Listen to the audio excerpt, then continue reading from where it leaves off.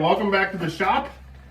I have got a 4x8 sheet of 3/4 ply here. We're gonna look to make a jointer jig. We're gonna start with just a 4-foot wide one here and get that done. We are set up to cut this end off here. Got my straight edge already on at 21 1/8 inches. So let me go ahead and grab some safety gear. So here I am using my 4-inch Works circular saw, but in a moment it'll bind up and won't cut through it. So off camera I just went ahead and got my Craftsman 6.5 inch or 7 1/4 inch saw and cut it. Here I'm trying to take off the edge of it because it was a little rough, but I wanted to also make sure we had a straight edge on that side. After doing that, go ahead and measure a couple times and overthink my cut here.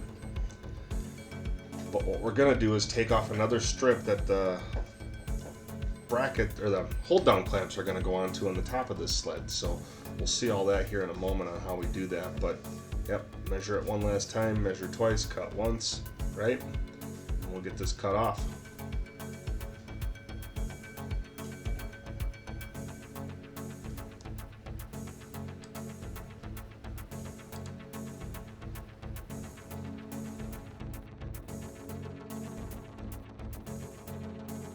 We started with the wider piece, cut it down. I should have probably cut this a little wider, but I think it'll work. This is kind of a first time jig for me. I am following instructions off of Walker's Woodworks, but I didn't use his measurements, which is probably where I went wrong here. Kind of trying to maximize a sheet of plywood for some other jigs and things too in the shop. So in any case, I think it'll work. If it doesn't work, we'll do something else, make it again. So what we're gonna do next is we're gonna glue this on, but with a slight overhang on this piece here, overhanging the bottom.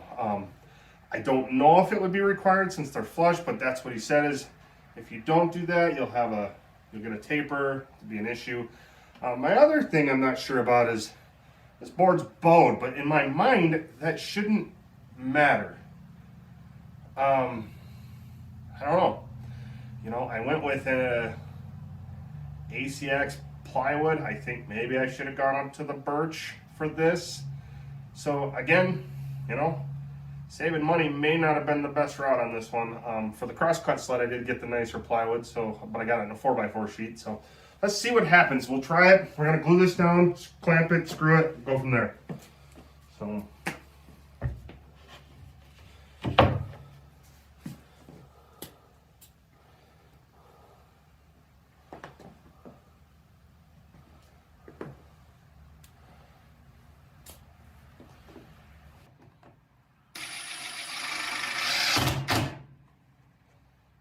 Okay, what we're gonna do now, we're gonna turn this around, and that side that we had that lip on, this will fit in here, right? Oh, it won't because of that lip. We're gonna run that right against that fence the whole way, and cut a little bit off of this other side. So this side against the fence, this side against through the blade. That squares this side up with this edge. Is what we're basically attempting to do here. And what we'll do is we'll flip it around, nudge her over, and take just a little bit off of this edge, which will square that edge up with, well, not square it up, it's already going to be squared to each other. It's just going to take that little bit of lip off, give you a little more put against the fence, and then we can put our clamps on and try her out. So I'll get that cut here.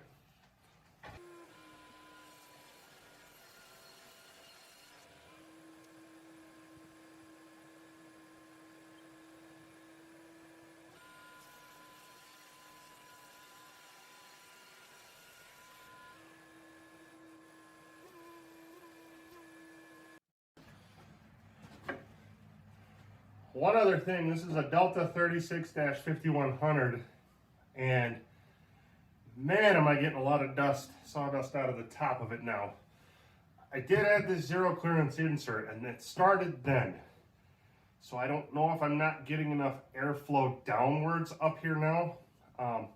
Any thoughts on that? Leave me a comment down below, please. I've seen some guys drill some holes in these maybe. Maybe that's what I need to do, I don't know. So yeah, again, leave me a comment, let me know what you think, and I'll see if I can adjust or do something about it.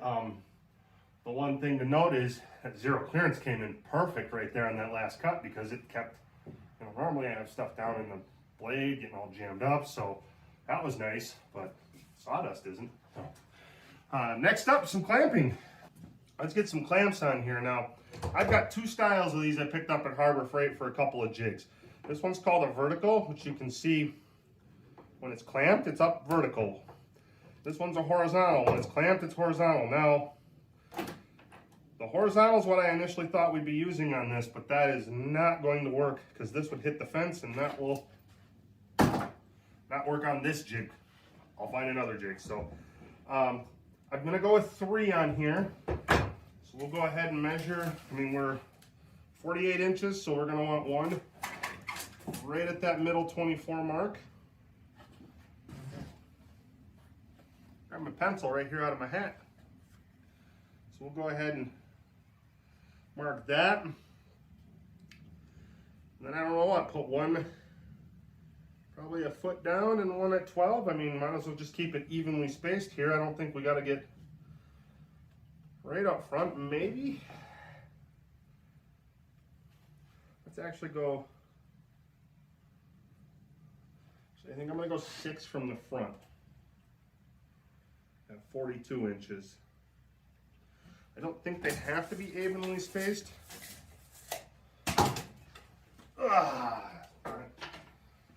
Okay, so we'll take this guy, get it close, put our square on there, go ahead and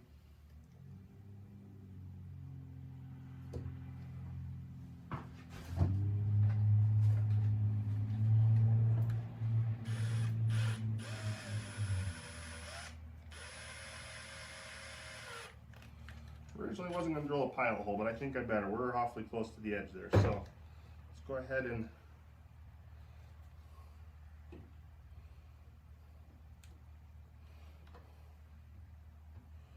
release that one.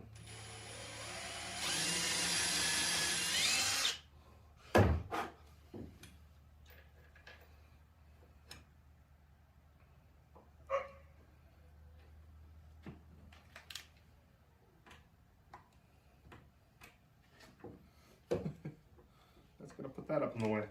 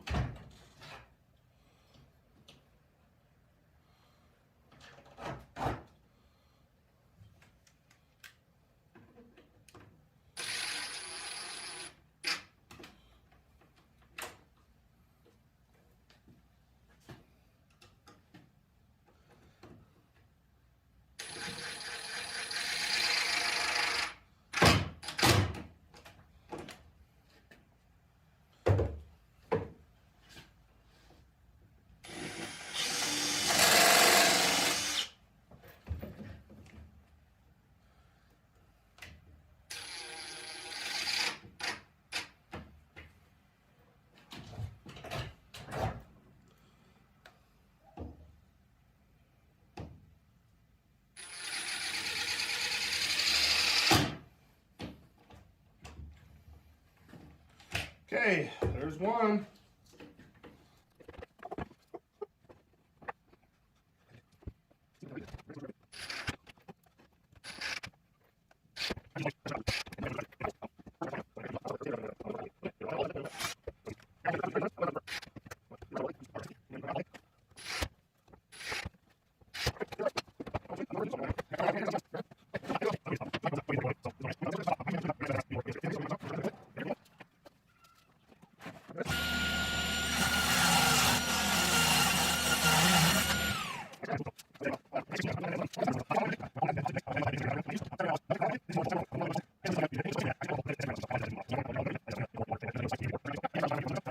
And I'm just using some 1-inch, actually Kreg pocket hole screws.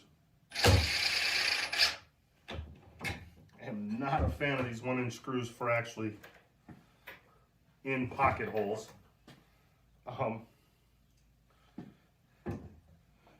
Personal preference, I just don't like the head on them. So I am kind of trying to use them up on other stuff a little bit, or at least take my inventory down and see if I can find a different one that has a better head. What I'm looking for is a pocket hole with a pan head, like, or with that washer type on it, like all the other sizes of Kreg. The 1-inch are the only ones that don't have that.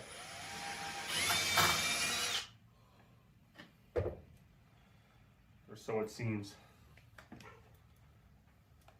What kind of pocket holes do you guys use, or pocket screws? Do you stick to Kreg or do you use other brands? Let me know down in the comments what you prefer.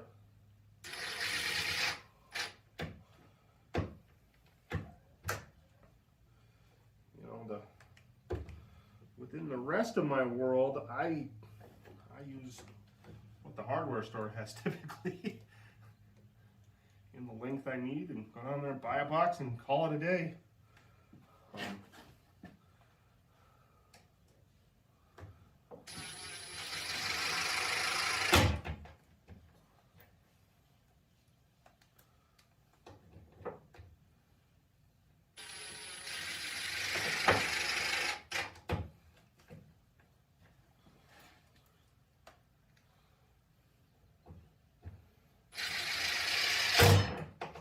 Okay, there is our clamps.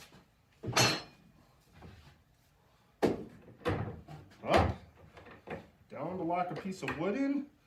These go down further if you need them to, so, I mean, I don't know what we got in there right now. I think I've got a board I want to try it on, so I think we're going to get it in there and get it set up and see what happens. Be right back on.